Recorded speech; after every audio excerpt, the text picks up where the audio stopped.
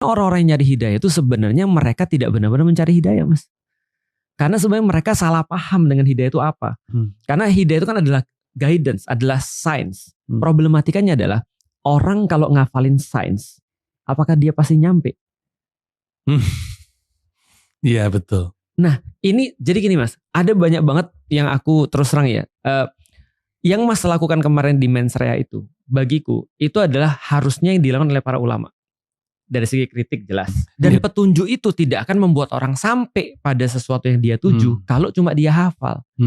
Berarti dia bilang ini, bro, nanti kalau lu sampai ke bandara Turki ya, nanti lu pokoknya ngeliatin dia sains. Biasanya tinggal lulus aja setelah lu keluar dari Garbarata, lalu terus kemudian nanti ada lift pertama, ingat ya lift pertama ya, turun.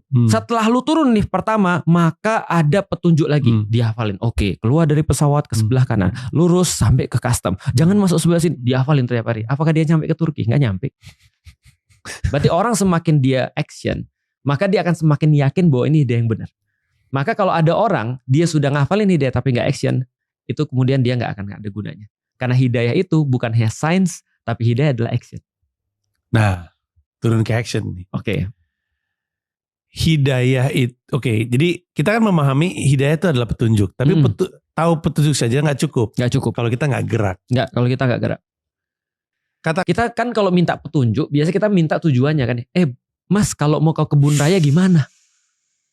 Allah bilang, udah kamu usah bikin kebun rayanya. Tunjukin jalan ke kebun raya. Ustaz, keren gila deh pernyataan deh. Bahkan di Islam pun kita dibilang, yang penting lu jalan. Yang lu minta adalah jalan yang lurus, jalan. Bukan ujungnya. Jadi aku juga, kalau aku selama hidup ini aku juga gak mikirin ujungnya. Aku cuma mikirin aku di jalan yang benar gak sih? Nah kalau ini udah jalan yang benar, udah aku jalan aja.